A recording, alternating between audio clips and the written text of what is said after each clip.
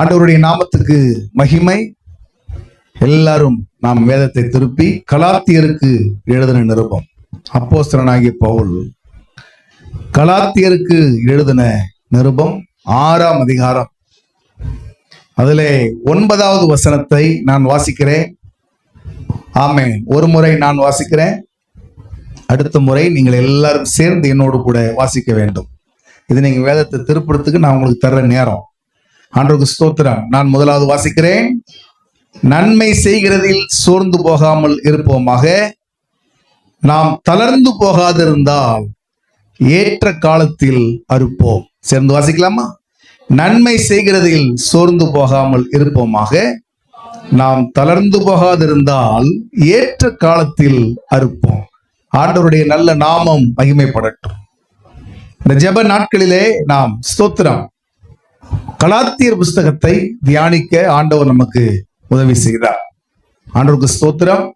இங்கே அதை தியானித்திருக்கிறோம். வருகிற நாட்கள்ல 3 சபைகள்லையுமே அதை நாம் ஸ்தோத்திரம். இங்கே ஒரு சபை முடிந்திருக்கிறது. இன்னும் 2 சபைகளிலேயுமே இந்த கலாத்தியர் புஸ்தகத்தை தியானிப்போம். இது தியானித்து முடித்த பிறகு இதோடைய முழு வேத பாடமும் உங்களுக்கு ஸ்தோத்திரம் ஆமென் யூடியூப் மூலமாய் நீங்கள் அதை பார்த்து கொள்ளலாம்.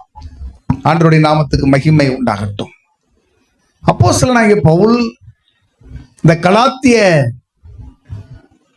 மாகாணங்களில் இருக்கிற சபைகளுக்கு இந்த நிருபத்தை தன் கைப்பட எழுதினார். நிறைய நிருபத்தை அவர் தன்னுடைய கைப்பட எழுதல. அவருக்கு நிறைய உதவியாளர்கள் இருந்தாங்க.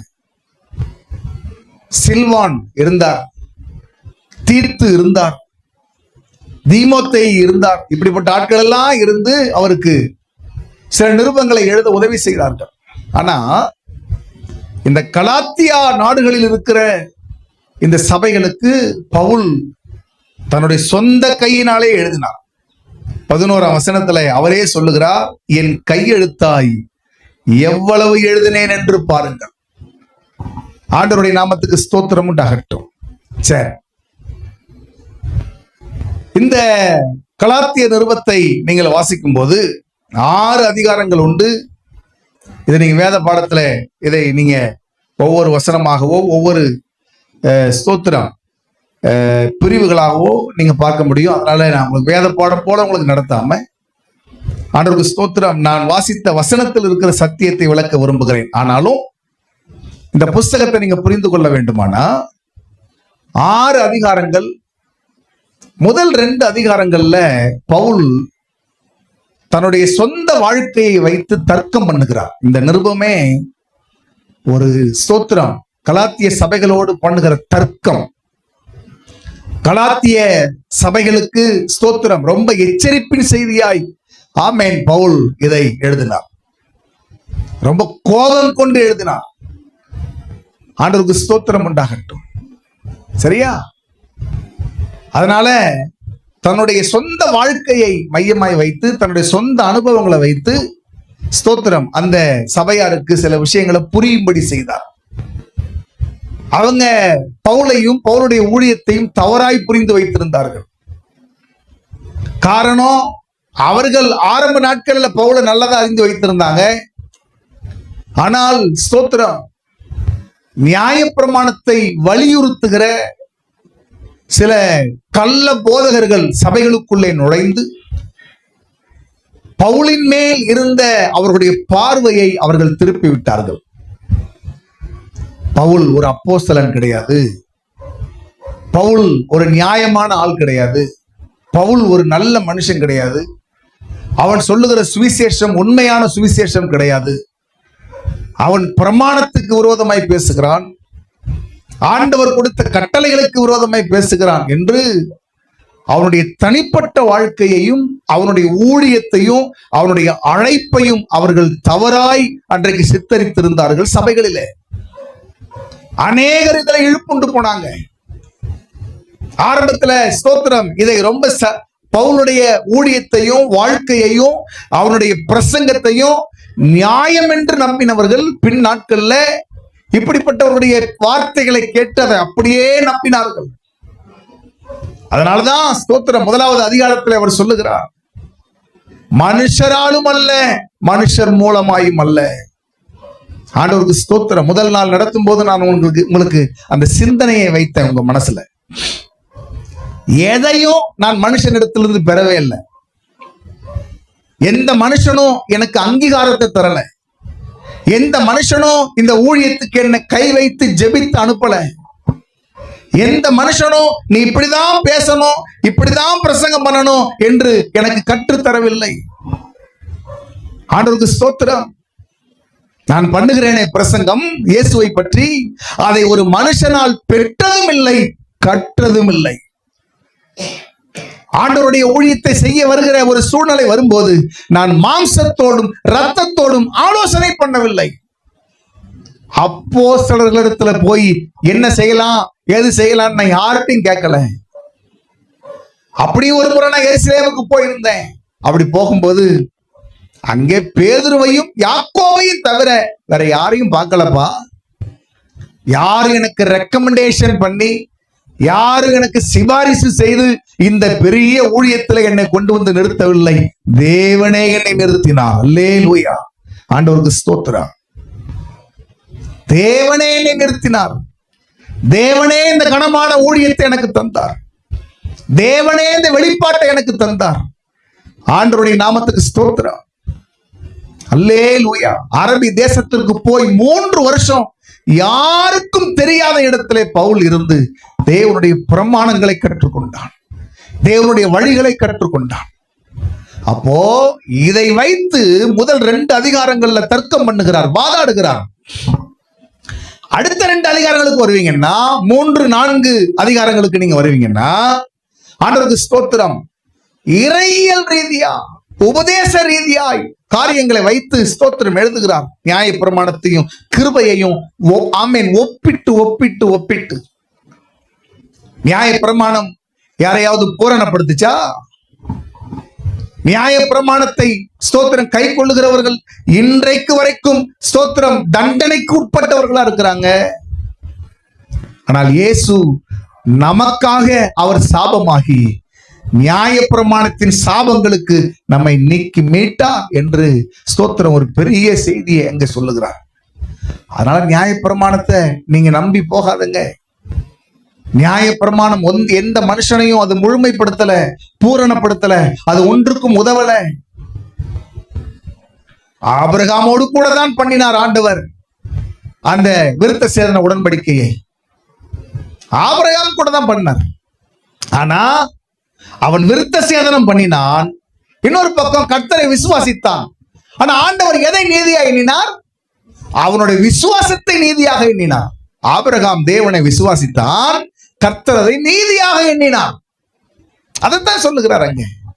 அவன் செய்த கிரியைகளே கிடையாது. இன்னும் சொல்ல போனா கட்டளைகளும் பிரமாணங்களும் ஆபிரகாமுக்கு பின்னாடி ஈசாக்கு, யாக்கோபு, யோசேப்பு, அதுக்கு பிறகு வந்த மோசேக்கு காலத்துலதான், மோசே மூலமா தான் கட்டளைகள் கொடுக்கப்பட்டுச்சப்பா அப்படின்னு ரொம்ப அறிவுபூர்வமாய் இறையியல் ரீதியில ஆமென் அவர் தர்க்கத்தை வைத்துவிட்டு கடைசி 2 அதிகாரங்களை 5, 6 அதிகாரங்களை ஸ்தோத்திரம் அல்லேலூயா அவர் எழுதும் போது ஒரு விசுவாசி சபையில ஆமென் எப்படி நடந்து கொள்ள வேண்டும், ஒரு விசுவாசியுடைய பொறுப்பு என்ன, ஒரு விசுவாசி கிறிஸ்தவ வாழ்க்கையை எப்படி ஸ்தோத்திரம் ஆமென் நடத்தி கொண்டு போகணும், சபைக்கு அடுத்த விஷயத்துல, தனிப்பட்ட ஒரு நபருடைய விஷயத்துல ஆட்களை டீல் பண்றது, ஆட்களை ஸ்தோத்திரம் அப்படிதானா ஆமென் சரி செய்வது. கர்த்தருக்கு ஸ்தோத்திரம். யாதொருவன் குற்றத்தில் அகப்பட்டால் அவனை எப்படி டீல் பண்ணணும்? சாந்தமுள்ள ஆவியோட. நீயும் சோதனைக்கு உட்படாதபடி. அப்படின்னா என்ன அர்த்தம்? நீ சில காரியங்களை சரி செய்ய போய் அதுவே உனக்கு சோதனையா மாறி வரும். சில விஷயங்களை நீ சரி செய்ய நீ ட்ரை பண்ணும் போது ஸ்தோத்திரம் ஆமென் நீயே சறுக்குவதற்கு ஏதுவான சூழ்நிலைகள் அங்க இருக்கும். ரொம்ப ஞானமா நீ நடந்து கொள். அப்படிதானா? ஒருவர் பாரத்தை ஒருவர் சுமந்து கொள்ளுங்க. பிறரை பார்த்து பார்த்து ஸ்தோத்திரம் ஆமென் நீ உன்னுடைய காரியத்தை தீர்க்காத. உன்னை யோசித்து பாரு, உன்னை பாரு.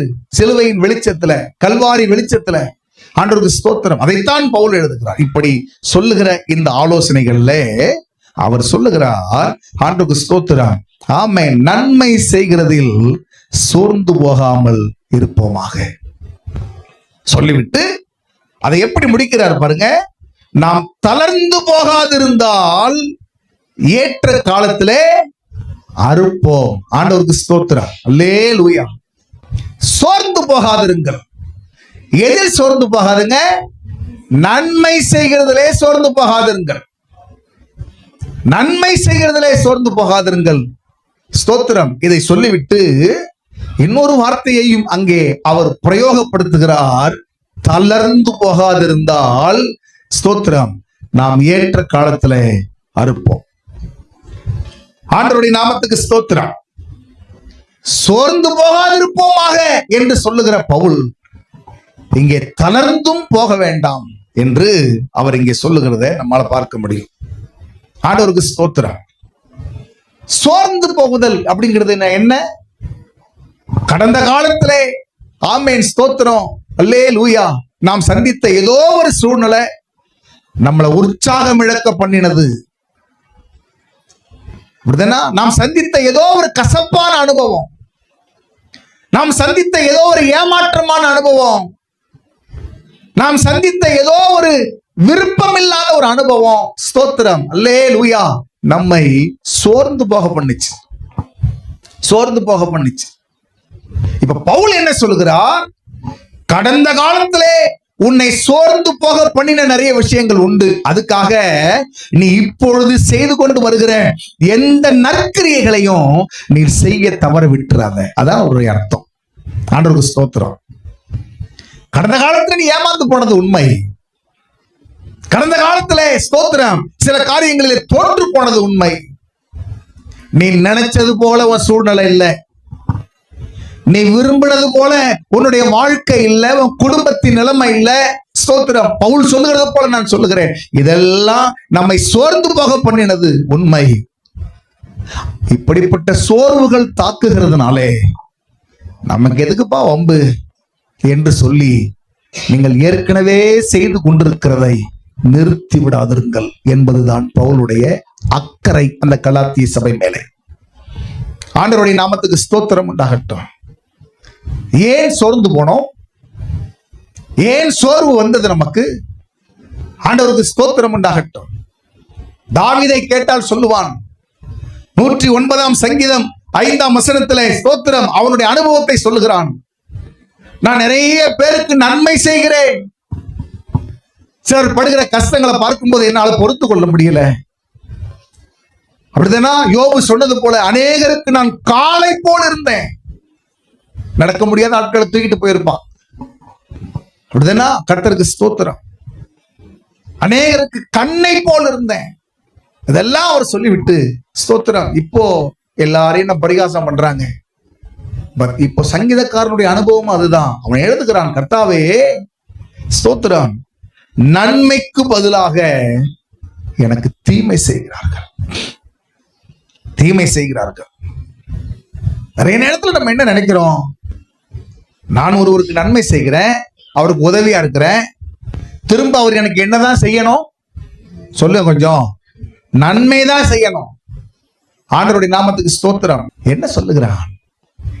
ஆமே, நான் நன்மை செய்கிறேன், ஆனா நன்மைக்கு தக்கதாய் மனிதர்கள் எனக்கு தீமை தான் செய்யறாங்க. நான் நன்மை செஞ்சா எனக்கு நன்மை தானே செய்யணும், எனக்கு நன்றியா இருக்கணும் இல்லையா? இல்லாட்டா ஸ்தோத்திரம் கொஞ்சமாவது அதை குறித்து ஒரு உணர்வு இருக்கணுமே. ஆனா இல்ல, ஒன்றுமே செய்யாட்டா கூட பரவாயில்ல, நிறைய நேரங்கள்ல அவர்கள் செய்கிற தீமைகள் என் வாழ்க்கையில நிறைய காயங்களை ஏற்படுத்துகிறது. தாவீதுடைய அனுபவம், தாவீதுடைய அனுபவம். ஆண்டவருடைய நாமத்துக்கு ஸ்தோத்திரம் உண்டாகட்டும். இப்ப என்ன நம்மளை முடிவெடுக்க வைக்குது? நம்ம எல்லாருக்கும் நல்லது நினைச்சா இதான்ப்பா பிரச்சனை, அதனால என்ன செய்ய வேண்டாம், இனிமே அவ்வளவுதான், யாருக்கு எந்த உதவியும் செய்ய வேண்டாம், யாருக்கு எந்த நல்லது செய்ய வேண்டாம் இல்லையா? ஸ்தோத்திரம். யாரையும் விசாரிக்க வேண்டாம், யாரை எது கேட்க வேண்டாம். இந்த முடிவுக்குள்ள நம்மளை கொண்டு வந்து பவுல் இந்த இடத்தை தான் எச்சரிக்கிறார். நீ நேற்றைக்கு தோற்று போனா என்பதற்காக இன்றைக்கு செய்து வருகிற கிரியைகளை நீ நிறுத்தி விடாதே. இந்த இடத்தை தான் அவர் நம்மளை டியூன் பண்ண விரும்புகிறார்.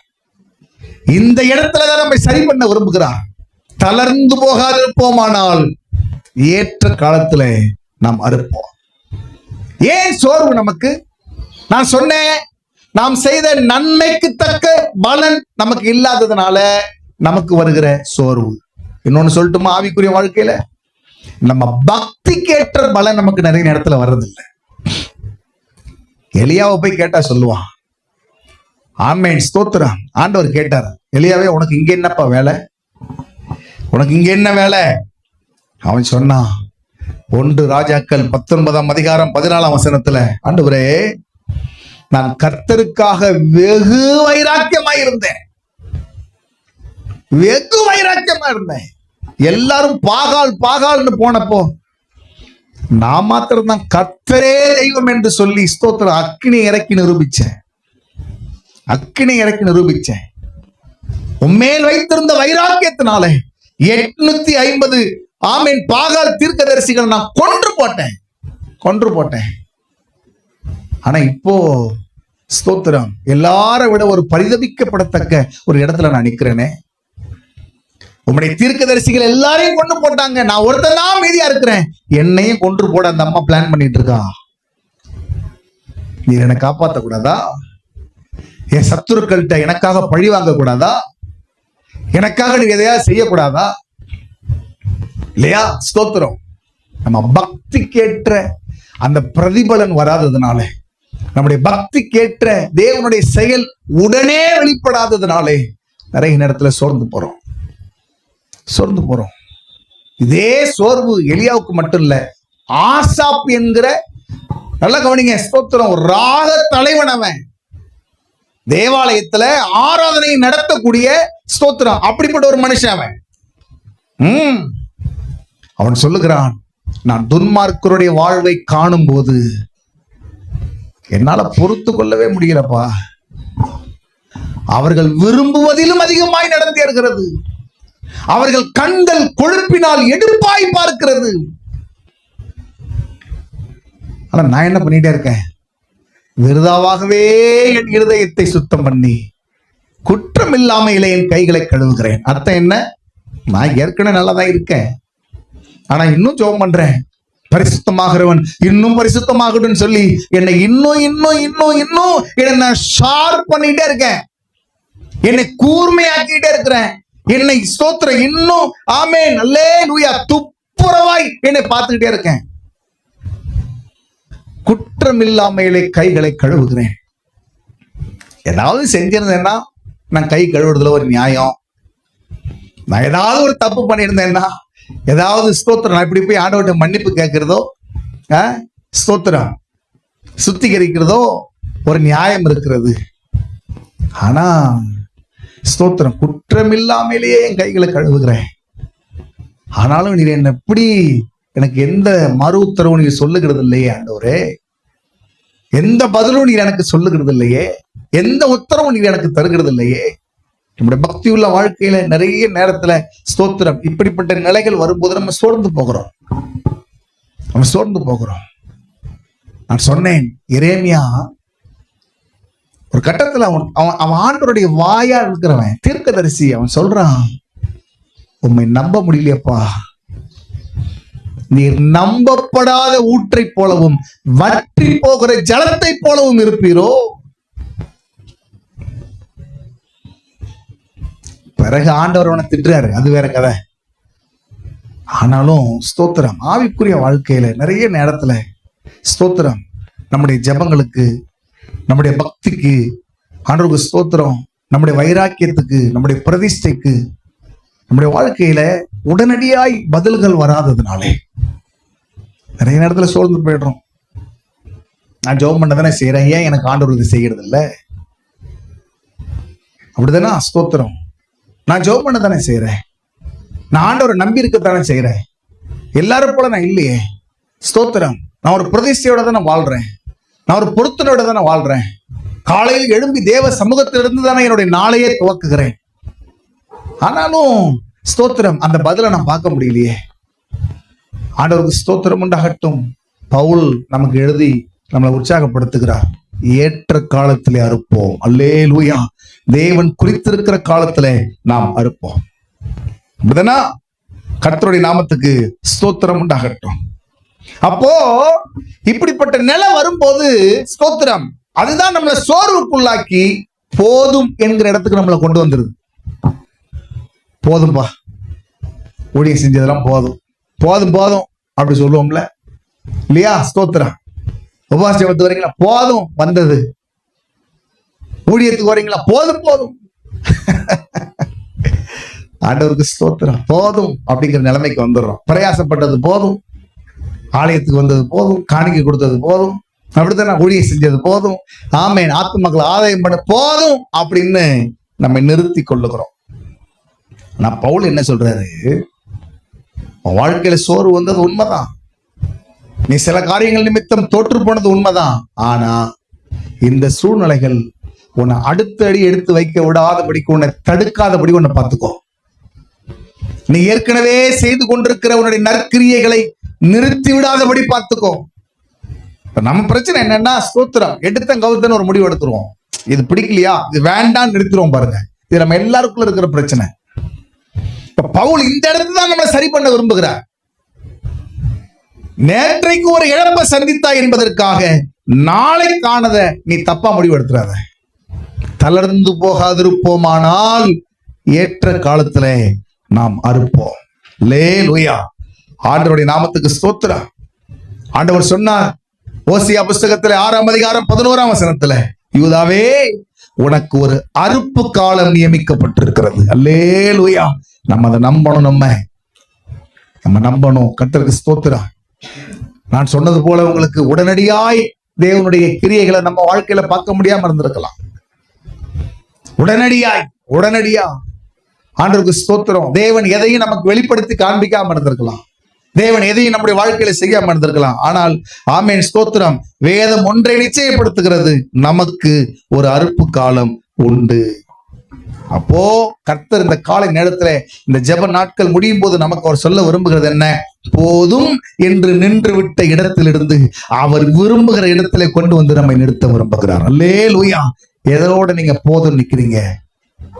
எந்த இடத்துல நீங்க போதும்பா, நிறைய பட்டாச்சு, நிறைய பண்ணியாச்சு, நிறைய செயல்பட்டாச்சு, நிறைய இழந்தாச்சு, நிறைய கொடுத்தா, இனி நான் ஸ்தோத்திரம் ஆமேன் என்ன செய்ய மாட்டேன்னா, ஆமா, செயல்பட மாட்டேன், ஊழியம் செய்ய மாட்டேன், பிரயாசப்பட மாட்டேன், ஆண்டவருக்காக வாழ மாட்டேன், ஐக்கியப்பட மாட்டேன். இப்படி ஒரு முடிவு எடுக்கிறோம்ல, இதத்தான் வேதம் ஸ்தோத்திரம் அல்லேலூயா நம்மள ரொம்ப கோபமா சொல்லாம பவுல் இந்த இடத்துல கொஞ்சம் ஆமேன் ஸ்தோத்திரம் நமக்கு புத்திமதியை போல சொல்லுகிறார்.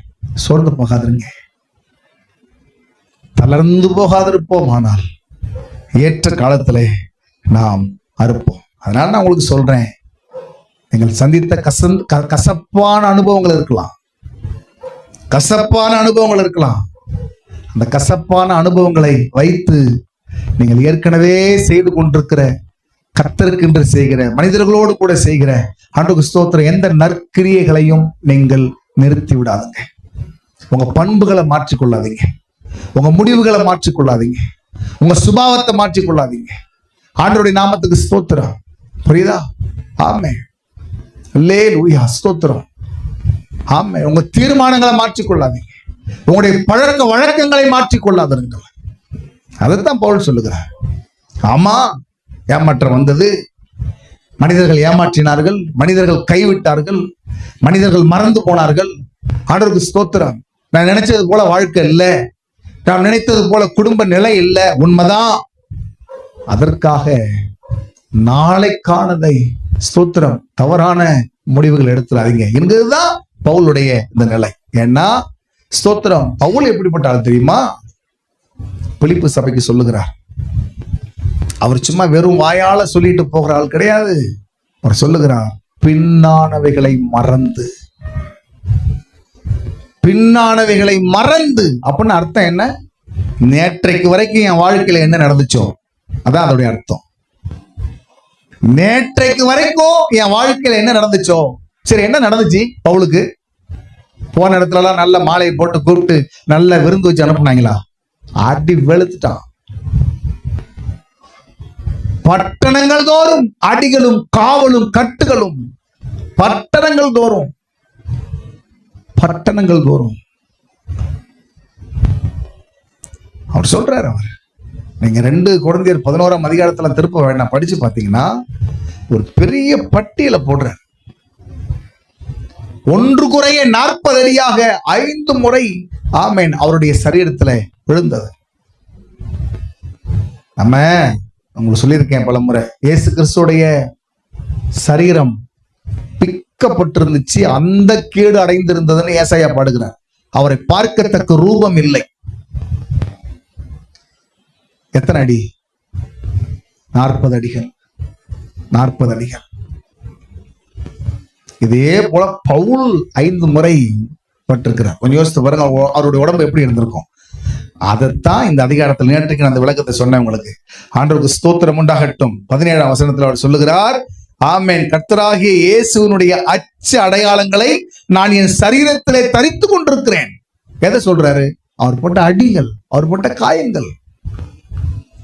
அவருடைய வஸ்திரத்தை ஒருவன் கழற்றுவான் என்று சொன்னால் பவுலுடைய உடல் எல்லாம் அவ்வளவு அகோரமா இருக்கும், அவ்வளவு அகோரமா இருக்கும்.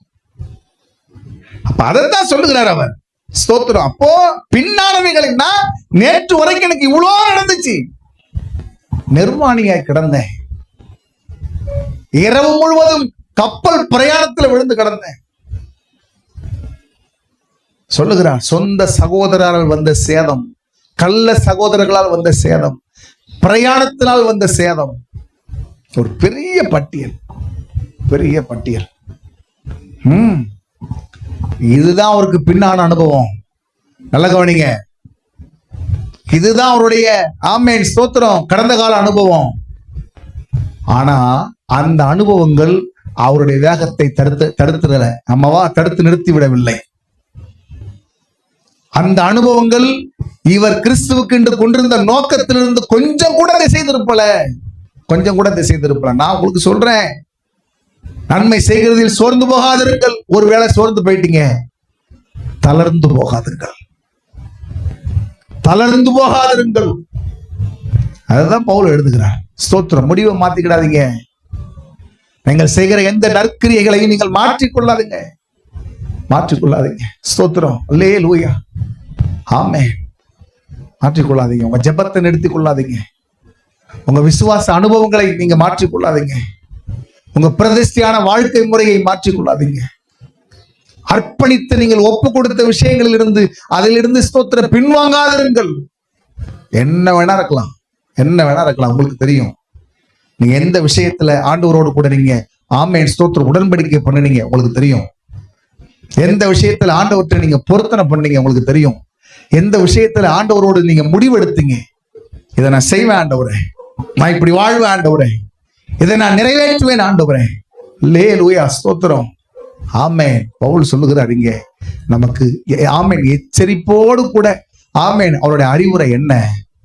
அல்லேலூயா. தளர்ந்து போகாதிருப்போமானால் ஏற்ற காலத்துல நாம் இருப்போம். ஆண்டவருக்கு ஸ்தோத்திரம். அப்ப பவுல் அதுதான் செய்கிறார். பின்னானவைகளை மறந்து முன்னானவைகளை நாடி கிறிஸ்து இயேசுவுக்குள் தேவன் அழைத்த பரம அழைப்பின் பந்தய பொருளுக்காக லக்கை நோக்கி தொடர்கிறேன். அம்மாவா நின்று விடவில்லை. அடிகள் வந்தது என்பதற்காக நிறுத்தி கொள்ளவில்லை. மனிதர்கள் கைவிட்டார்கள் என்பதற்காக ஆமென் ஸ்தோத்திரம் அவர் பின் திரும்பி விடவில்லை.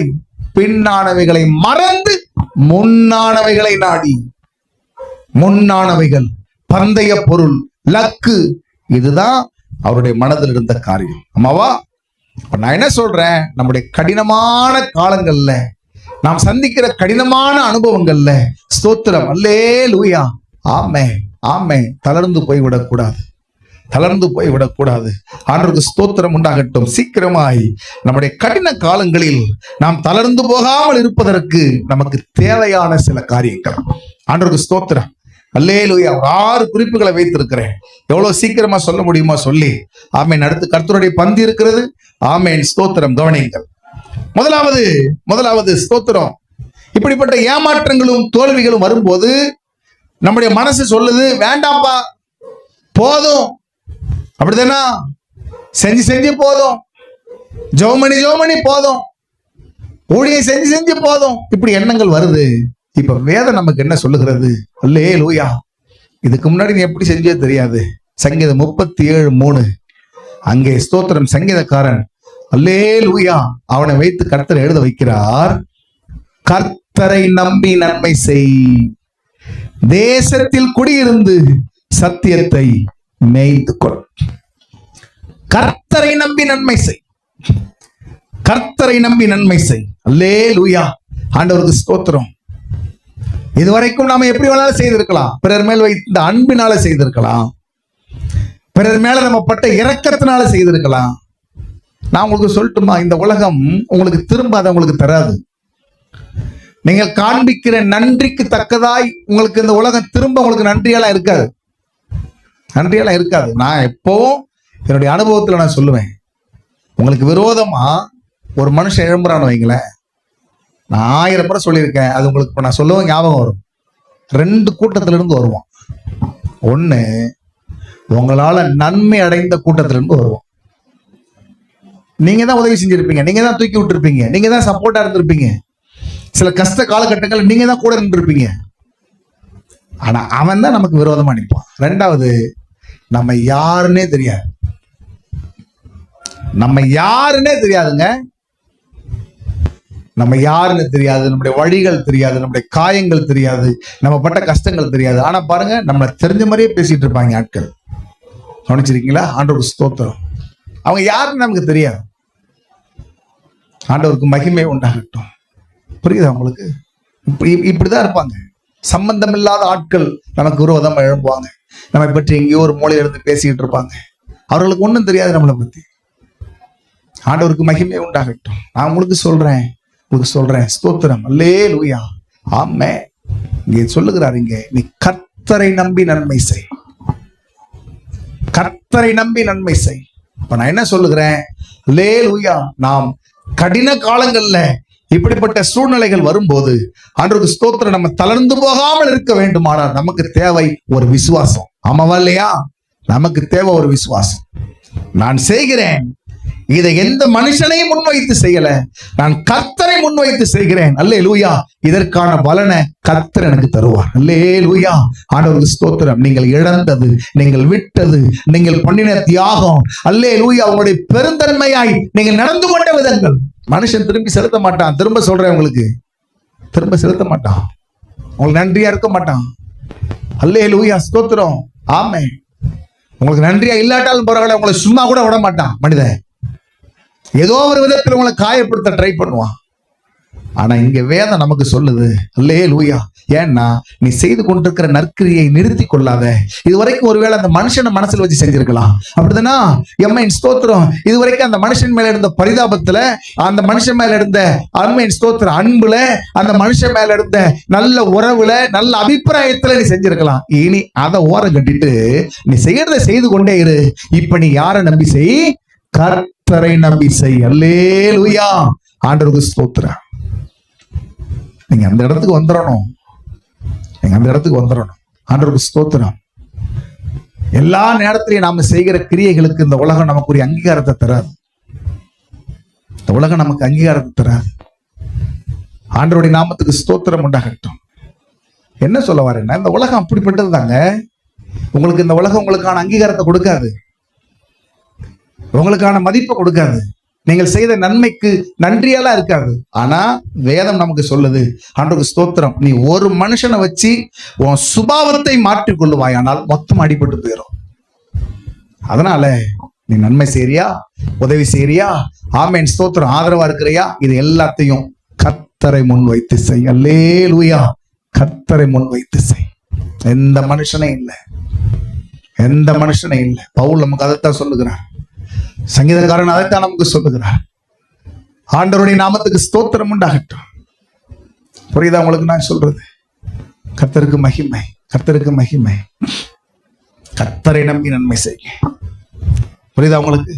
அல்லேலூயா. ஸ்தோத்திரம். இந்த உலகம் நமக்கு தராட்டாலும் கர்த்தர் நமக்கானது செய்வான். 40ஆம் வசனத்தை வாசிங்க. ஆண்டவருக்கு ஸ்தோத்திரம். கடைசி வசனம், கர்த்தர் அவர்களுக்கு உதவி செய்து அவர்களை விடுவிப்பார். நல்ல கவனிங்க. அவர்கள் அவரை நம்பி இருக்கிறபடியால் அவர்களை துன்மார்க்கருடைய கைக்கு தப்புவித்து ரட்சிப்பார். அல்லேலூயா. நன்மை அனுபவிச்சதை விட வேற யாரா இருக்கலாம்? நீங்கள் செய்த நன்மை வேற யாரோ ஒருத்தருக்கா இருக்கலாம். ஆனால் நீங்கள் கர்த்தரை நம்பி செய்ததினால் இங்க சொல்லப்பட்டிருக்கு, அவர்கள் கர்த்தரை நம்பி இருக்கிறபடியால், அவர்கள் கர்த்தரை நம்பி இருக்கிறபடினாலே அல்லேலூயா, அவர்களை துன்மார்க்கருடைய கைக்கு தப்புவித்து ரட்சிப்பார். அல்லேலூயா. ஆண்டவருக்கு ஸ்தோத்திரம். ஆமென். திரும்பவும் சொல்லுகிறேன், மனிதர்கள் முன்வைத்து ஒன்றை செய்யாதிருங்கள். அதுதான் நான் உங்களுக்கு 1ஆம் அதிகாரம் கலாத்தியர் நடத்தும் போது உங்களுக்கு சொன்னேன். ஆண்டவருக்கு ஸ்தோத்திரம். மனிதர்களை முன்வைச்சு ஊழியம் செய்யாதீங்க. மனிதர்களை ஆமென் முன்வைத்து நீங்கள் எந்த நற்கிரியைகளையும் செய்யாதீங்க. ஆண்டவருக்கு ஸ்தோத்திரம். கர்த்தரை நம்பி நன்மை செய்ய. நன்மையான எந்த ஈவும் பரத்திலிருந்து தான் உண்டாகி ஆமென் நம்முடைய கைக்கு வருகிறது. அல்லேலூயா. அப்படித்தான் இருக்கணும் நம்ம. ஆகவே கடின காலங்களில் நாம் தளர்ந்து போகாமல் இருக்க வேண்டுமானால் நமக்கு தேவை விசுவாசம். 2வது சொல்றேன், ஆண்டவருக்கு ஸ்தோத்திரம். அல்லேலூயா. ஆமென். 2வது, ஆபத்து காலத்துல, கடின காலங்கள்ல நாம் தளர்ந்து போகாமல் இருக்க வேண்டுமானால் நமக்கு தேவை ஒரு முன்மாதிரி. ஒரு முன்மாதிரி. ஆண்டவருக்கு ஸ்தோத்திரம். ஆமென். அல்லேலூயா. ஆமென். எபிரேயருக்கு எழுதின நிருபம் 12ஆம் அதிகாரம் அதுல 13ஆம், ஆண்டவருக்கு ஸ்தோத்திரம் உண்டாகட்டும். எல்லாரும் எடுங்க.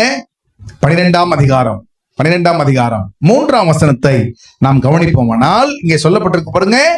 ஆகையால் நீங்கள் இளைப்புள்ளவர்களாய் உங்கள் ஆத்துமாக்களில் சோர்ந்து போகாதபடிக்கு தமக்கு விரோதமாய் பாவிகளால் செய்யப்பட்ட இவ்விதமான விபரீதங்களை சகித்த அவரையே நினைத்துக் கொள்ளுங்கள். அல்லேலூயா.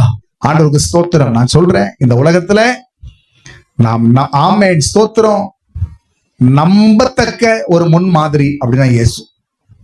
ஆமாவா இல்லையா? கர்த்தருக்கு ஸ்தோத்திரம். அல்லேலூயா. அவரை பத்தி சொல்லப்பட்டிருக்கு, பாவிகளால் அவருக்கு அவ்வளோ பெரிய விபரீதங்கள் நடந்துச்சான். விபரீதங்கள் நடக்கிறது. ஸ்தோத்திரம். அல்லேலூயா. அப்ப கூட ஸ்தோத்திரம். ஆமென். வாய் திறவாதிருந்த ஆட்டை போல இருந்தார். ஆண்டவருக்கு ஸ்தோத்திரம். அவர் அங்கே எப்படிப்பட்ட மாதிரியை காண்பித்தாருங்கிறது இன்னுமே ஸ்தோத்திரம். பேதுருக்கு வாங்கலாம். 1 பேதுரு விடுங்க. 1 பேதுரு 2ஆம் அதிகாரத்துக்கு வாங்கலாம். ஆண்டவருக்கு ஸ்தோத்திரம் உண்டாகட்டும். இங்கே சொல்லப்பட்டிருக்கிறது பாருங்க. ஆமென். 20 ஸ்தோத்திரம் 1ஆம் வசனத்தின் கீழ் பகுதியை பாருங்க. நீங்கள் தம்முடைய அடிச்சுவடுகளை தொடர்ந்து வரும்படி உங்களுக்கு மாதிரியை பின் வைத்து போனார். இப்ப நல்லா கவனிங்க. அந்த சிலுவை பாடுகள் அந்த நடந்து கொண்டிருக்கும் போது அவருடைய மனோபாவம் எப்படி இருந்துச்சான் பாருங்க. 22ஆம் வசனத்தை பாருங்க. அவர் பாவம் செய்யவில்லை. எப்போ? கடினமான காலங்கள்ல. கொஞ்சம் நல்லா கவனிச்சு பாருங்க. நம்ம எல்லாம் சுமூகமா இருக்கும்போது ஸ்தோத்திரம் அப்படியே நமக்கு கரெக்டா போயிட்டு இருக்கும். ஜெபம் கரெக்டா இருக்கும், ஆராதனை சரியா இருக்கும், எல்லாம் கரெக்டா இருக்கும். சூழ்நிலைகள்லாம் தாறுமாறு ஆகுதுன்னு வைங்களேன். சூழ்நிலைகள்லாம் பயங்கர எதிரும் புதிருமாய் மேடு பள்ளமாய் கடந்து போகும்போது அங்கதான் ஒரு முடிவு எடுப்போம். என்னத்தை உண்மையா வாழ்ந்து என்னத்தை கண்டோம், உத்தமமா வாழ்ந்து என்னத்தை கண்டோம். அப்படிதானா? ஸ்தோத்திரம். எதுக்கு பொறுத்து இருக்கணும், எதுக்கு கீழ்ப்படிஞ்சு இருக்கணும், எதுக்கு அமைதியா போகணும், இதுதானே நமக்குள்ள தோணும். பொறுமைக்கு ஒரு எல்லை இருக்குல்லங்க, இதுதான் நமக்குள்ள தோணும். ஆனால் ஸ்தோத்திரம், அடி, காவல், அலைச்சல், அவமானம், இந்த சூழ்நிலையில அங்க வசனத்துல வாசிக்கிறோம், அவர் பாவம் செய்யவில்லை. அல்லேலூயா. ஆண்டவர் அப்படிப்பட்ட இருதயத்தை நமக்கு தரட்டும். ஆண்டவரே, எங்க கடின காலங்கள்ல எங்களுடைய கால்கள் இடறி போய்விடக்கூடாது. ஆமென். எங்கள் நெருக்கமான சூழ்நிலைகள்ல அல்லேலூயா எங்களுடைய வாழ்க்கை தடம் புரண்டு விடக்கூடாது. கர்த்தர் எங்களுக்கு உதவி செய்யும். அங்க சொல்லப்பட்டிருக்கிறது, ஆண்டவருக்கு ஸ்தோத்திரம், அவரையே நினைத்துக் கொள்ளுங்கள்னா அவர் என்ன செய்கிறார்? அங்க அவருடைய அடிச்சுவடுகளை தொடர்ந்து வரும்படி உங்களுக்கு மாதிரியை பின் வைத்து போனார். நான் சொன்னேன், உங்களுக்கு தேவை ஒரு மாதிரி. நீங்க எல்லாத்துக்கும் இயேசுவை மாதிரியா எடுத்துக்கொள்ளலாம்.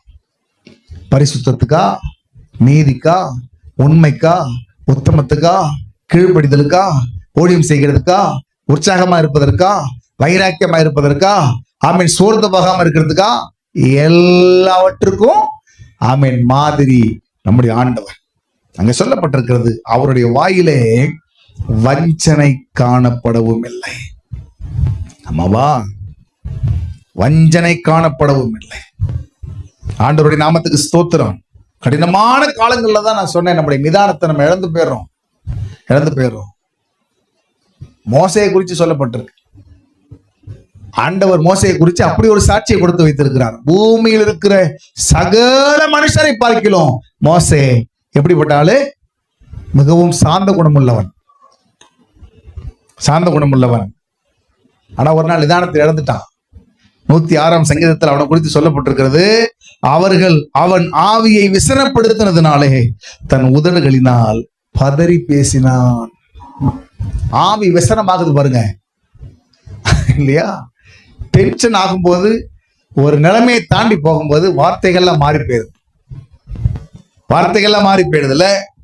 நான் உங்களுக்கு சொல்றேன், அல்லேலூயா ஸ்தோத்திரம். நெருக்கங்களும் கடினங்களும் வாழ்க்கையில வரும்போது உங்கள் வாயின் வார்த்தைகளை குறித்து ரொம்ப கவனமா இருங்க. நான் தான் சொன்னேன், எரேமியாவுக்கு மாறி போச்சு பாருங்க. அவரை பார்த்து சொல்றான், நம்பப்படாத ஊற்றை போல இருக்கிறீர், வற்றி போகிற ஜலத்தை போல இருக்கிறீர், அப்படி சொல்லிவிட்டான். புரியுதா? அப்போ உங்க வார்த்தைகள் ரொம்ப முக்கியம். நமக்குள்ள 1000 பாதிப்புகள் இருக்கலாம், ஆனா அந்த பாதிப்புகள் வெளியே வார்த்தைகளாய் வெளிவந்து அது இன்னொருத்தருடைய வாழ்க்கையை உடைச்சிடக்கூடாது, இன்னொருத்தருடைய மனசை உடைச்சிடக்கூடாது. அப்படிதானா? இன்னொருத்தரை உடைந்து போக பண்ணிடக்கூடாது. ஆமென் ஸ்தோத்திரம். அப்படியே நொறுங்கி போயிடுவாங்க சிலர் பேசின பேச்சுக்கள். ஆண்டவருக்கு ஸ்தோத்திரம். எப்படியாவது நம்ம வாதத்துல ஜெயிக்கணும். இது நமக்குள்ள இருக்கிற நிறைய பேரோட சுபாவம். இந்த ஆர்குமெண்ட்ல நான் தோத்து போயிடக்கூடாது. அதுக்காக என்ன சொன்னா அவன் உடைஞ்சி அடுத்த வார்த்தை பேச மாட்டானோ அப்படிப்பட்ட வார்த்தைகளை பேசுறது. நான் சொல்றேன், குடும்பத்துக்குள்ள கணவன் மனைவிக்குள்ள வாக்குவாதங்கள் வரும்போது அப்படிப்பட்ட யுக்திகள்லாம் தூக்கி தூர போட்டுறணும். உங்கள்கிட்ட நல்ல வேலிட் பாயிண்ட் இருக்கும், ஆனால் அதை நீங்க சொல்றதுனால எப்படிப்பட்ட பாதிப்புகள் வரும், குடும்பத்துல எப்படிப்பட்ட தாக்கங்கள் வரும். அந்த சோர்வில் இருந்தும் அந்த வழியில் இருந்தும் கணவனோ மனைவியோ பிள்ளைகளோ எழும்புவதற்கு எவ்வளவு காலங்கள் ஆகும். ரொம்ப முக்கியம். நாவு நெருப்பு, காட்டையை கொளுத்தி விடும், வாழ்க்கையை அழிச்சிரும். சவரகன் கத்தி, தீட்டப்பட்ட சவரகன் கத்தி, எழுதுகிறார் யாக்கோபு. அது சுக்கான்கிறாரு, ஒரு பெரிய கப்பலையே திருப்பி விட்டுரும். அவர் வாயில் வஞ்சனை காணப்படவில்லை. எப்போ? கடின காலங்கள்ல. எனக்கு 1000 பிரச்சனை இருக்கலாம், ஆனா என் பிரச்சனைகளை ஸ்தோத்திரம் நான் பார்க்கிற எல்லார் மேலேயே சுமத்துவேன் என்று சொன்னா, ஆண்டவருக்கு ஸ்தோத்திரம், அந்த வருத்தத்தை காட்டுவேன்னு சொன்னா ரொம்ப வேதனை. அவனுக்கு புரியாது. பாஸ்ட் என்ன ஆச்சு அவருக்கு? ஏன் இப்படி கத்திட்டு கிடக்காரு? ஏன் இப்படி திட்டிட்டு கிடக்காரு? என்ன காரணம்? ஆண்டவருக்கு ஸ்தோத்திரம். நான் சொல்லுகிறேன், கடின காலங்கள்ல அல்லேலூயா அங்க இயேசுவை பத்தி அதனாலதான் சொல்றாரு, நீங்க இயேசுவை அவரை நினைச்சு கொள்ளுங்க. கஷ்டப்படும் போது, பாடுகள் அனுபவிக்கும் போது, நெருக்கப்படும் போது அவரை நினைத்துக் கொள்ளுங்கள். அவரை நினைச்சுக்கிடுங்கப்பா. ஆண்டவருக்கு ஸ்தோத்திரம். அல்லேலூயா. அவரை நினைச்சுக்கிடுங்க. கர்த்தருக்கு ஸ்தோத்திரம். ஏன்னா அவர் எப்படி என்ன செய்தார் அந்த பாடுகளின் நேரத்துல. ஆமென் ஸ்தோத்திரம். பாவம் செய்யல, அவர் வாயில் வஞ்சனை காணப்படல. ஆண்டவருக்கு ஸ்தோத்திரம். அல்லேலூயா. சொல்லி முடிச்சிடுறேன். அங்கே சொல்லப்பட்டிருக்கிறது 23ஆம் வசனத்துல பாருங்க, அவர் வையப்படும் போது பதில் வையாமலும், பாடுபடும் போது, வசனத்தை பாக்குறீங்களா? ஸ்தோத்திரம். பாடுபடும் போது பயமுறுத்தாமலும் நியாயமாய் தீர்ப்பு செய்கிறவருக்கு தம்மை ஒப்பு கொடுத்தார். ஆமென். கர்த்தருக்கு ஸ்தோத்திரம். பதில் வையாமலும் பாடுபடும் போது, ஆமா, யாரு மேல கையை வைக்கிறேன்னு தெரியாம வச்சுக்கிட்டு இருக்கீங்க. மிஸ்டர் ஜோசப், ஒரு பேர் சும்மா சொல்றேன், அடிக்கிறவன் அடிச்சிருப்பான் வேகமா. 3 நாள் வெயிட் பண்றா, 3 நாள்ல உயிரோட எழுப்பிடுவேன். இந்த எருசலேம் என்ன பாடுபட போது பாரு என்கிட்ட. ஆண்டவருக்கு ஸ்தோத்திரம். புரியுதா நான் சொல்றது? அப்போ நான் சொல்றேன், இந்த இப்படிப்பட்ட கடின காலங்கள் வரும்போது நமக்கு தேவை ஒரு மாதிரி. புரியுதா உங்களுக்கு? அது இருந்துச்சுன்னா ஓகே, ஆண்டவர் இந்த வழியில போயிருக்கிறார், நம்மளும் இந்த வழியில தான் போகணும் அப்படிங்கறது நம்ம நினைவுக்கு வரும். இன்னொன்னு சொல்றேன், நல்ல மாதிரிகளை ஃபாலோ பண்ணுங்க. நம்ம வீட்டுல சொல்லுவோம், நான் என்ன பக்கத்து வீட்டு அக்கா மாதிரி செருப்பு கழட்டியோன்னு அடி அப்படி சொல்லுவோம் பாருங்க. நம்ம கெட்ட வார்த்தையில ஒண்ணு ஏசுறேன்னா இதை பார்க்கறது பூரா இல்ல எதிரான ஸ்தோத்திரம் உதாரணங்களாவே இருக்கும். புரியுதா உங்களுக்கு நான் சொல்றது? நல்ல மாதிரிகளை பின்பற்றுங்க. உத்தமமா வாழ்கிறவர்கள் இருக்காங்க, உண்மையா வாழ்ற ஆட்கள் இருக்காங்க, கர்த்தருக்கு ஸ்தோத்திரம், நல்ல பரிசுத்தவான்கள் இருக்காங்க. ஆட்கள் அப்படிலாம் சொல்றது. ஆமா, கர்த்தருக்கு மகிமை உண்டாகட்டும். ஆண்டவருக்கு ஸ்தோத்திரம். நல்ல மாதிரிகளை பின்பற்றுங்க. உங்களுக்கு தேவை ஒரு மாதிரி. அது வேதத்தில் இருக்கிற பரிசுத்தவான்களா இருக்கலாம். அதனாலதான் நீங்க எல்லாத்தையும் அல்டிமேட் எக்ஸாம்பிளா கொண்டாந்து யாரை வைக்கிறாங்க? இயேசுவை நினைத்துக் கொள்ளுங்கள். நீங்க வேற எந்த மனுஷனை வச்சாலும் ஏதோ ஒரு பலவீனம் இருக்கும். நீங்க பவுல கொஞ்சம் வச்சு பாருங்க. பவுல எல்லாத்துலயும் ஓகேன்னு சொல்லிட முடியுமா? இவனுக்கு வயசு என்ன, மார்க்கு கிட்ட போய் சண்டை போட்டுக்கிட்டு இருக்கான். நான் கூட்டு போக மாட்டேன்டா உன்னை, நீ போன தடவை என்னை விட்டுட்டு போயிட்டல, நான் உன்னை கூட்டு போக மாட்டேன் அப்படின்னு சொல்லி அவங்க கூட போராடி கிடக்கான். புரியுதா அவங்களுக்கு? பர்னபா தான் இவனை சபைகளுக்கு அறிமுகப்படுத்துறான். பர்னபாட்ட சண்டை போட்டு நிற்கிறான். அதெல்லாம் முடியாது. அங்கே சொல்லப்பட்டிருக்கும், கடும் வாக்குவாதம் மூண்டதுனாலே ஒருவரை விட்டு பிரிந்தார்கள். என்ன நடந்திருக்கும்? இனி என் மூஞ்சில முடிக்காதராணி அப்படித்தானா? ஆனா பின்னாட்கள்ல பவுலால சொல்ல முடிந்தது, நான் கிறிஸ்துவை பின்பற்றுகிறது போல நீங்களும் என்னை பின்பற்றுங்கள். அல்லேலூயா, ஆமென், ஸ்தோத்திரம். உங்களுக்கு தேவை ஒரு மாதிரி. ஆமாவா? கர்த்தருக்கு ஸ்தோத்திரம் உண்டாகட்டும். மூணாவது சொல்லுகிறேன், அல்லேலூயா, ஸ்தோத்திரம். நமக்கு தேவை, கவனிங்க நல்லா, ஆண்டவருக்கு மகிமை உண்டாகட்டும், ஸ்தோத்திரம். நமக்கு தேவை ஒரு நிச்சயம், ஒரு உறுதி. நமக்கு தேவை ஒரு உறுதி. அதாவது இந்த பாடுகளும் கஷ்டங்களும் என் வாழ்க்கையில வரும்போது இது ஏன் எனக்கு வருது அப்படிங்கிற நிச்சயத்தை நம்ம புரிஞ்சுக்கிறோம். இப்ப பவுல் என்ன சொல்லுகிறார்? 2 தீமோத்தேயு 1:12 சொல்லுகிறார், அது நிமித்தம் நான் இந்த பாடுகளை படுகிறேன். அது நிமித்தமே என்ன பண்றேன்? இந்த பாடுகளை நான் பெறுகிறேன் அப்படின்னு சொல்லுகிறார். அப்படின்னா எதனால அவர் பண்ணுகிறாருங்க? ஸ்தோத்திரம். 10வது வசனத்துல சொல்லுகிறார், நம்முடைய இரட்சகராகிய இயேசு கிறிஸ்து பிரசன்னமானதுனாலேயே அந்த கிருபை இப்பொழுது வெளிப்படுத்தப்பட்டது. இவர் மரணத்தை பரிகரித்து ஜீவனையும் அழியாமையையும் சுவிசேஷத்தினாலே வெளியரங்கமாக்கினார். அதற்கு நான் பிரசங்கியாகவும் அப்போஸ்தலனாகவும் புறஜாதியாருக்கு போதகனாகவும் நியமிக்கப்பட்டேன். புரியுதா உங்களுக்கு? ஆண்டவருக்கு ஸ்தோத்திரம். அதைத்தான் அவர் சொல்லுகிறார். புரியுதா? கர்த்தருக்கு மகிமை. அப்போ ஒரு நிச்சயம் வேணும். அப்ப 12ஆம் வசனத்துல என்ன சொல்றாரு? அது நிமித்தம் நான் இந்த பாடுகளை படுகிறேன். இப்ப உங்களுக்கு ஒண்ணு புரியணும், ஏன் எனக்கு இந்த சிரமங்கள்லாம் என் வாழ்க்கையில வர காரணம் என்ன? எனக்கு ஒரு நிச்சயம் வேணும்ல, எனக்கு ஒரு உறுதி வேணும்ல. அம்மாவா இல்லையா? ஆண்டவருக்கு ஸ்தோத்திரம். சரி, நான் ஏதோ ஒரு இடத்துல பக்குவப்படாம இருக்கிறேன், அதனால கர்த்தர் என்னை உடைத்து என்ன செய்கிறார்? என்னை உருவாக்குகிறார். ஒரு தெளிவு வேணும் நமக்கு. டியூட்டி இருக்கா இன்னைக்கு? இல்ல, ஸ்தோத்திரம், அல்லேலூயா. சரி, கவனிங்க, ஆண்டவருக்கு மகிமை. ஒரு நிச்சயம் வேணும் பாருங்க, நமக்கு ஒரு நிச்சயம் வேணும் இல்லையா? எதுக்காக இப்படிப்பட்ட சூழ்நிலைகள் வருது? ஒரு அம்மா போன் பண்ணாங்க இன்னைக்கு, இங்க இருக்கும்போதுதான், முந்தானத்து நினைக்கிறேன், ரொம்ப வருத்தப்பட்டாங்க.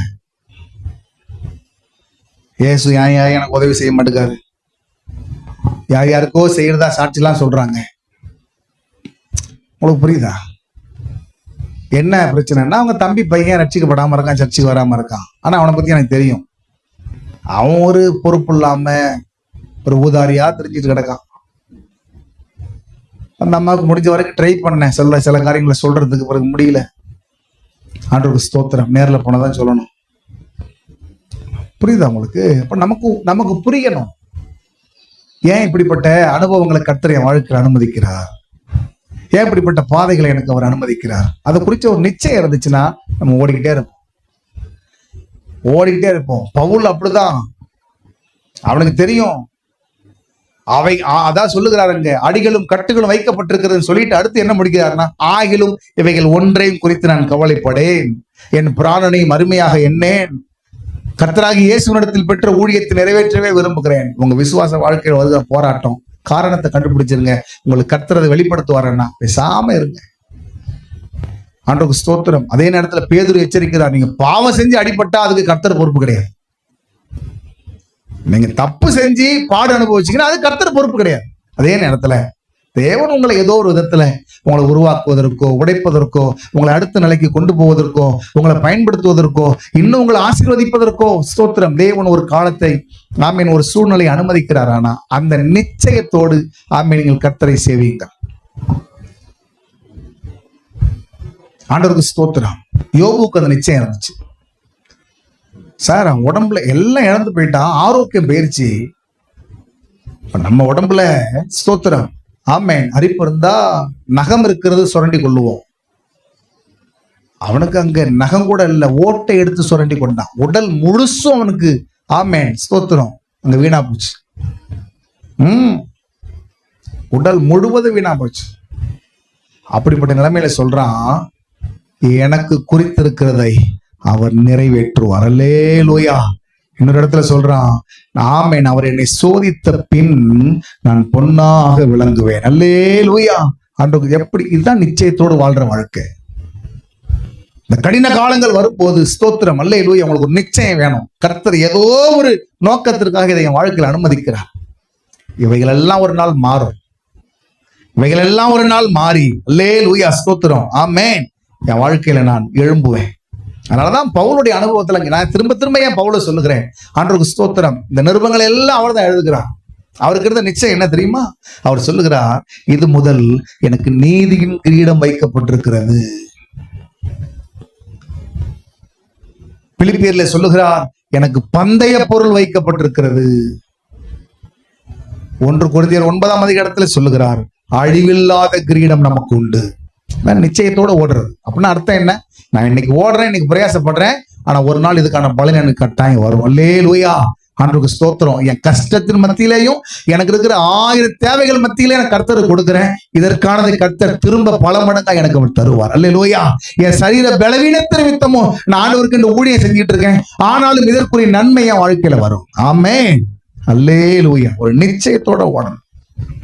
அம்மாவா இல்லையா? கர்த்தருக்கு ஸ்தோத்திரம். கிறிஸ்தவ வாழ்க்கை ஆமென் ஒரு நிச்சயத்தோடு ஓட நம்ம பழகிக் கொள்ள வேண்டும். என்னை விசாரிக்கிற தெய்வம் ஒருவர் உண்டு, என்னை நேசிக்கிற தெய்வம் ஒருவர் உண்டு, என்னை ஆதரிக்கிற தெய்வம் ஒருவர் உண்டு. அவர் என்னை பார்த்து கொள்வார். இந்த நிச்சயம். நான் அண்ணால யோசிக்கிறேனே, இன்னும் பிள்ளை பெறலங்க, பிள்ளை பெறல, போனா ஜெபம் பண்ணினா ஸ்தோத்திரம். இத்தனைக்கும் அவ போய் ஜெபம் பண்ண அந்த இடமும் அந்த சூழ்நிலையும் அவளுக்கு சாதகமாலாம் இல்லை. ஆசாரியன் கேட்கிறான், என்னம்மா இன்னைக்கு விருந்து எக்ஸ்ட்ரா ஒரு 2 அப்படியே சேர்த்துக்கிட்டியா, நீ கொஞ்சம் கூட்டிட்டியா, மதுபானத்தை குடிச்சிட்டியா? அதோடைய அர்த்தம் அது அப்படிதான் சொன்னாரு. திராட்சை ரசத்தை குடிச்சு நீ இப்படி வெறிச்சிருக்கிய, நீ பிதற்றுகிறாய். அவ சொன்னா, நான் மனக்கிலேசம் உள்ள ஸ்திரீ. அவ சூழ்நிலை பாருங்க, ஜெபம் பண்ண போறா, ஒரு வேதனையோட போறா, அவளை தட்டி கொடுக்க கூட ஆள் கிடையாது, உற்சாகப்படுத்த கூட ஆள் கிடையாது, 4 நல்ல வார்த்தை சொல்ல ஆள் கிடையாது. ஆனாலும் ஸ்தோத்திரம் அல்லேலூயா இந்த வார்த்தையெல்லாம் பொருட்படுத்தாம தன் இருதயத்தை எல்லாம் தேவனிடத்துல ஊற்றினாள். வசனத்துல வாசிக்கிறோம், அப்புறம் அவள் துக்கமுகமாய் இருக்கவில்லை. என்ன அர்த்தம்? அதுதான் நிச்சயம். ஜெபத்தை கேட்கும் கர்த்தர் ஒருத்தர் என்ன சொல்லியிருக்கிறேன், என்னை விசாரிக்கிற கர்த்தர் ஒருத்தர் சொல்லியிருக்கிறேன், என்னை நேசிக்கிற கர்த்தர் ஒருத்தர் சொல்லியிருக்கிறேன். அல்லேலூயா. ஆண்டவருக்கு ஸ்தோத்திரம். அவர் அதை பார்த்து கொள்ளுவார். தாவீது சொன்னா, என் தகப்பனும் தாயும் என்னை கைவிட்டாலும் கர்த்தர் என்னை சேர்த்து கொள்ளுவார். அதனால நான் சொன்னேன், கடின காலங்களை நாம் கடக்க வேண்டுமானால், தளர்ந்து போகாமல் இருக்க வேண்டுமானால் நமக்கு தேவை ஆமென் அல்லேலூயா ஒரு நிச்சயம். 4வது சொல்றேன், ஆண்டவருக்கு ஸ்தோத்திரம் அல்லேலூயா நமக்கு தேவை, ஆண்டவருக்கு மகிமை உண்டாகட்டும் ஆமென், நிதானம், ஒரு பொறுமை. நான் சொல்லட்டுமா, சவுல் ராஜ்யபாரத்தை இழப்பதற்கு ஒரு பெரிய காரணமாய் அமைந்து போனதே தெரியுமா? நிதானம் இல்லாமல் நடந்து கொண்ட ஒரு சந்தர்ப்பம். சாமுவேல் சொன்னா, நீ போப்பா, நான் வரேன், 7 நாள்ல நான் வரேன். அவன் காத்திருந்தான், 7 நாள் வரைக்கும் வரல. இப்ப யுத்தம் மும்முரம் ஆகிட்டு இருக்குது, ஜனங்கள் எல்லாரும் அவன் அங்க போயிட்டு இருக்கான். ஆண்டவருக்கு ஸ்தோத்திரம். இப்போ சவுல் செஞ்சது என்ன தெரியுமா? சாமுவேல் வந்து செலுத்த வேண்டிய அந்த தகன பலியை, தூப வர்க்கத்தை இவன் செலுத்தினான். நான் என்ன ரொம்ப பரிதாபப்படுறேன், 8வது வசனத்துல பலி செலுத்துறான். 13வது அதிகாரம் 1 சாமுவேல்ல வசனத்துல வாசிக்கிறோம், இதோ அவன் பலி செலுத்தி முடிகிற போது சாமுவேல் வந்துட்டான். நான் எப்பவுமே சொல்லுவேன், 7 நாள் காத்திருந்தவன் ஒரு 7 நிமிஷம் காத்திருக்க முடியல. இந்த அவசரமும் இந்த நிதானம் இழந்த சூழ்நிலை தான் ராஜ்யபாரத்தை பிடுங்கி, நீங்க தொடர்ந்து படிச்சு பாத்தீங்கன்னா அங்க சொல்லப்பட்டிருக்கிறது, உன்னிடத்திலிருந்து ராஜ்யபாரத்தை பிடுங்கி உன்னை பார்க்கிலும் உத்தமனாயிருக்கிற உன் தோழனுக்கு அதை கொடுத்தார். ஆண்டவருக்கு ஸ்தோத்திரம். அல்லேலூயா. சாராள் இருக்கிறாள். சாராளுக்கு விசுவாசம் இல்லை எல்லாம் கிடையாது. அவ வயசான பிறகுமே ஆண்டவருக்கு ஸ்தோத்திரம், ஆமென், அவளுடைய விசுவாசத்தை வேதம் மெச்சிக் கொள்ளுகிறது. சொல்லப்பட்டிருக்கிறது, வாக்குத்தத்தம் பண்ணினவர் உண்மை உள்ளவர் என்று எண்ணி வயது சென்றவளாய் இருந்தும் ஆமென் பலன் அடைந்து கற்பம் தரித்தார். விசுவாசம் இருந்துச்சு, பொறுமை இல்லை. ஆண்டவர் தந்த வாக்குத்தத்தம் நிறைவேறுகிற வரைக்கும் ஆமென் கொஞ்சம் காத்திருப்போம், பொறுமை இல்லை. ஆபிரகாம் பார்த்து கூப்பிட்டு சொன்னா, எப்பா இங்க வா, நம்ம எகிப்துக்கு போனோம்ல, அங்க போகும்போது பார்வோன் கொடுத்து விட்டான்ல நிறைய வேலைக்காரிங்க, அடிமைகள். இந்த ஆகாரங்கிற பெண்ணு கொஞ்சம் நல்லா துருத்துருன்னு இருக்கா, நல்ல பிள்ளையே தெரியுறா. என்ன செய்யும்? நீ திருமணம் பண்ணிக்கணும், ஒருவேளை அவளால் என் வீடு கட்டப்படும். என்னை ரொம்ப வருத்தப்படுத்துகிற வார்த்தை அது.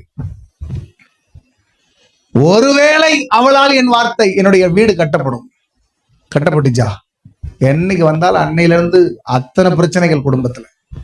அவளால பிரச்சனை, இஸ்மவேலால பிரச்சனை. ஆண்டவருக்கு ஸ்தோத்திரம். நான் என்ன சொல்ல வருகிறேன், கர்த்தருக்கு மகிமை. இந்த கடினமான காலங்கள் வரும்போது அவசரப்பட்டு ஒரு முடிவு எடுக்காதீங்க. சின்னதா நடந்திருக்கும் ஒரு பிரச்சனை, ஆனா நீங்க அவசரப்பட்டு நிதானம் இல்லாமல் நடந்து கொள்ளுகிற அந்த செய்கையும் சரி, நீங்க எடுக்கிற முடிவுகளும் சரி, ரொம்ப ஆபத்தானது, ரொம்ப ஆபத்தானது. ஆண்டவருடைய நாமத்துக்கு ஸ்தோத்திரம் உண்டாகட்டும். அல்லேலூயா. அதனால நான் உங்களுக்கு சொல்றேன், நெருக்கடி வரும், போராட்டம் வரும், நிதானமா செயல்பட ஆண்டவரே எங்களுக்கு கிருபை செய்யுங்க. ஆண்டவரே, நிதானமாய் நடந்து கொள்ள, நிதானமாய் பேச எங்களுக்கு நீ உதவி செய்யும், உதவி செய்யும். அல்லேலூயா, ஸ்தோத்திரம். ஆமே. கடைசியா சொல்லி முடிக்கிறேன். ஆபத்து காலத்தில், கடின காலங்களில் நாம் தளர்ந்து போகாமல் இருக்க நமக்கு தேவை ஒரு வைராக்கியம், ஒரு வைராக்கியம். என்ன ஆனாலும் அல்லேலூயா, என்னுடைய அழைப்பை நான் இழந்து போக மாட்டேன், என் முடிவை மாற்றிக்கொள்ள மாட்டேன், நான் செய்கிற நற்கிரியைகளை நிறுத்தி கொள்ள மாட்டேங்கிற ஒரு வைராக்கியம். நான் அப்படியே ரூத்தை உங்கள் கண் முன்னாய் நிறுத்துகிறேன். 2 பேரும் அழுது கொண்டு வந்தார்கள். நகோமி 2 பேருக்கும் சேர்த்துதான் சொன்னால், போய்விடுங்கள், போயிருங்க. இல்லை, நாங்கள் வருவோம். இப்ப இன்னும் கொஞ்சம் ஆழமா பேச வேண்டியிருக்கு, இன்னும் கொஞ்சம் புரியுற மாதிரி பேச வேண்டியிருக்கு. வருகிறதுனால பிரயோஜனம் இல்லை. இருந்த 2 பிள்ளைகளை உங்களுக்கு கல்யாணம் பண்ணி கொடுத்துட்டேன், இனி பிள்ளைகள் இல்லை. ஒருவேளை நான் இன்னொரு திருமணத்தை பண்ணி, அந்த காலங்கள்ல அப்படி இருந்திருக்குது நிலம், திருமணம் பண்ணி நான் இன்னொரு பிள்ளையை பெற்றுக் கொடுக்கணும்னா அது வளர்ற வரைக்கும் நீங்க உங்களால பொறுத்திருக்க முடியாது, உங்களுக்கு வயசாயிரும். இப்ப ரொம்ப டீட்டெயிலா சொன்ன பிறகு ஓர்வால் பார்த்தா, ஸ்தோத்திரம், ரொம்ப நல்லது, எம்மள வச்சிருக்க கரிசனைக்காக நன்றின்னு மொத்தம் விட்டு போயிட்டா. ஒருத்தி நிக்கிறா கூடவே. உன் சகோதரி போய்விட்டாள், தன் ஜனங்களிடத்திலும் தன் தேவர்களிடத்திலும் போய்விட்டாள், போமா. அவன் என்ன திரும்ப சொன்னா, உம்மை விட்டு திரும்பி போகிறதை குறித்து இனி பேச வேண்டாம். நான் என்ன சும்மா ஃபார்மாலிட்டிக்கு முடிவெடுத்து வந்தேன் நினைக்கிறீங்களா?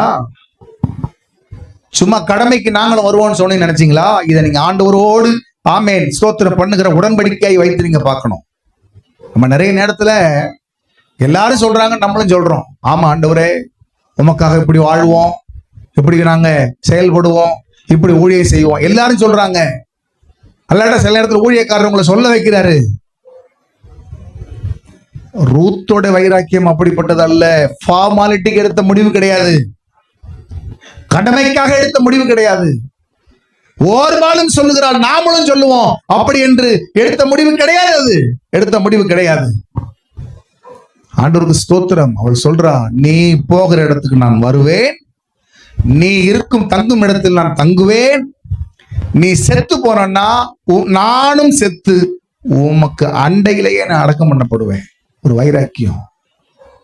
இந்த கடின காலங்கள் ஆண்டவரே எங்களை ரொம்ப சோர்ந்து போக பண்ணதுதான். நிறைய நாங்க பலனற்று போகிறோம், விடாய்த்து போகிறோம், போதும் என்கிற முடிவுக்கு வருகிறோம். ஆனாலும் ஆண்டவரே, உம்மோடு கூட நான் பண்ணியிருக்கிற உடன்படிக்கை உண்டு, உம்மோடு பண்ணியிருக்கிற பொருத்தனை உண்டு. ஆண்டவரே, வாய் திறந்து தேவனுடைய ஆலயத்துல நான் உம்மோடு சொல்லி இருக்கிற நல்ல வார்த்தைகள் உண்டு. அதுல இருந்து நான் பின்வாங்க மாட்டேன் ஆண்டவரே, பின்வாங்க மாட்டேன், பின்வாங்க மாட்டேன். செய்த ஊழியத்திலிருந்து பின்வாங்க மாட்டேன், என் ஜெப வாழ்க்கையிலிருந்து பின்வாங்க மாட்டேன், நான் கொடுக்கிறதுல இருந்து பின்வாங்க மாட்டேன், நான் ஊழியம் செய்து பிரயாசப்படுகிறதுல இருந்து பின்வாங்க மாட்டேன், சபைக்காக நிற்கிறதுல இருந்து நான் பின்வாங்க மாட்டேன், நான் செய்து வருகிற சின்ன காரியமாக இருந்தாலும் அதிலிருந்து நான் பின்வாங்க மாட்டேன் மாட்டேன். நமக்கு தேவை ஒரு வைராக்கியம், ஒரு வைராக்கியம். அல்லேலூயா. இதெல்லாவற்றின்படி நம்ம நடந்து கொண்டு தளர்ந்து போகாதிருப்போமானால், பவுல் சொல்ற ஒரு நல்ல வார்த்தை, ஏற்ற காலத்திலே நாம் அறுப்போம். அல்லேலூயா. நமக்காக குறித்த காலம் உண்டு, குறித்த ஆசீர்வாதங்கள் உண்டு. மாரியாள் பாடுகிறாள், விசுவாசித்தவளே பாக்கியவதி, கர்த்தரால் அவளுக்கு சொல்லப்பட்டவைகள் நிறைவேறும். அல்லேலூயா. நிச்சயம் நிறைவேறும், நிச்சயம் நிறைவேறும். ஜெபம் பண்ணுவோம். ஹல்லேலூயா. ரிகபலர சந்தரரியாந்தன. ஹல்லேலூயா. ஸ்தோத்திரம், ஸ்தோத்திரம், ஸ்தோத்திரம், ஸ்தோத்திரம், ஸ்தோத்திரம். நல்ல கர்த்தரை மகிமைப்படுத்தி சொல்லுங்க, ஆண்டவரே. ஹல்லேலூயா. ஏற்ற காலத்தில் அறுப்போம், ஏற்ற காலத்தில் அறுப்போம், ஏற்ற காலத்தில் அறுப்போம், ஏற்ற காலத்தில் அறுப்போம். ஒப்பு கொடுத்து சொல்லுங்களேன், இயேசுவின் நாமத்தினாலே. ரிகபலர சந்தர. ஹல்லேலூயா. தளர்ந்து போக, ஆமே, தளர்ந்து போகாதிருப்போமானால், தளர்ந்து போகாதிருப்போமானால், தளர்ந்து போகாதிருப்போமானால், தளர்ந்து போகாதிருப்போமானால். அல்லேலூயா. ஸ்தோத்திரம் மேஜர். ஆமென், ஆமென். நாம் மேஜர். ஹல்லேலூயா. ஸ்தோத்திரம். 6-8. ஆமென். அல்லேலூயா. எல்லாரும் ஒப்பு கொடுத்து சொல்லுங்க, ஆண்டவரே ஸ்தோத்திரம், ஸ்தோத்திரம், ஸ்தோத்திரம், ஸ்தோத்திரம், ஸ்தோத்திரம். ஆமென். நாங்கள் சோர்ந்து போக பண்ணுகிற சூழ்நிலைகள் உண்டு எங்க வாழ்க்கையில. அதே நேரத்துல அந்த சோர்வுகள் வரும்போது நாங்கள் செய்த எந்த நற்கிரியைகளையும் நிறுத்தி கொள்ளாதபடிக்கு, அல்லேலூயா, ஆமென், அதிலிருந்து நாங்கள் பின்வாங்காதபடிக்கு, ஆமென், ஸ்தோத்திரம், எங்களுக்கு உதவி செய்வீராக. சொல்லுங்க சேர்ந்து. லாபமான அனைத்தையுமே நான் நஷ்டம் என்று கருதுகிறேன். எனக்காக அப்பா நியமித்த இந்த பாதையிலே நான் ஓடுகிறேன். அல்லேலூயா, அல்லேலூயா, அல்லேலூயா, அல்லேலூயா. பாடுவோம். அல்லேலூயா, அல்லேலூயா, அல்லேலூயா. பரம அழைப்பில் பந்தய பொருளுக்காய் நான் லக்கை நோக்கி ஓடுகிறேன். பரம அழைப்பின் பந்தய பொருளுக்காய் நான் லக்கை நோக்கி ஓடுகிறேன். ஓடுகிறேன், நான் ஓடுகிறேன், என் இயேசுவுக்காய் நான் ஓடுகிறேன். ஓடுகிறேன், இயேசுவுக்காய் ஓடுகிறேன். பரிசுத்த பிதாவே, வல்லமையுள்ள ஆண்டவரே, உமக்கு நன்றி. தளர்ந்து போகாதிருப்போமானால் ஏற்ற காலத்திலே நாம் அறுப்போம். பரிசுத்த தெய்வமே, உம்முடைய திருக்கரங்களிலே எங்களை ஒப்புக் கொடுக்கிறோம். நீர் மகிமைப்படும், காத்துக்கொள்ளும், ஆசீர்வதியும். ஆண்டவரே, உம்முடைய பிள்ளைகளுக்கு வேண்டிய வழிகாட்டல்களை ஆண்டவரே ஸ்தோத்திரம், எங்களுக்கு தேவை, என்ன எல்லாம் தேவை என்பதை உணர்த்தினீர். அதற்காக உமக்கு நன்றி சொல்லுகிறோம். வசனத்தை கேட்ட பிள்ளைகளை ஆசீர்வதியும். ஆண்டவரே, கடின காலங்கள் வரும்போது, நெருக்கமான நேரங்கள் வரும்போது எவைகளெல்லாம் தேவை என்பதை உணர்த்தி அதில் உம்முடைய பிள்ளைகள் கர்த்தாவே ஸ்தோத்திரம், அல்லேலூயா, செம்மையாய் நடந்து கொள்ள உதவி செய்ய வேண்டும் என்று நாங்கள் ஜெபிக்கிறோம். கிருபையின் கரங்கள்ல ஒப்பு கொடுக்கிறோம். மகிமைப்படும், காத்துக்கொள்ளும். இயேசு கிறிஸ்துவின் நாமத்தில் வேண்டிக் கொள்ளுகிறோம் எங்கள் நல்ல பிதாவே, ஆமென். நம்முடைய கர்த்தராகிய இயேசு கிறிஸ்துவின் கிருபை, பிதாவாகிய தேவனுடைய அன்பு, பரிசுத்த ஆவியானவருடைய ஐக்கியம், சந்தோஷம், சமாதானம் இன்றும் சதா காலங்களிலும் நம் எல்லாரோடும் கூட இருப்பதாக.